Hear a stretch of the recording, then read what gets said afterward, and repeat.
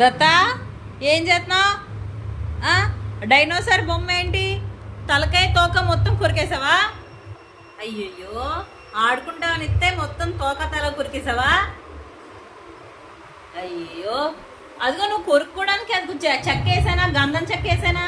ఆ చెక్క కూడా మొత్తం పైనంతా లేపేసిందమ్మా, గంధం చెక్క కూడా.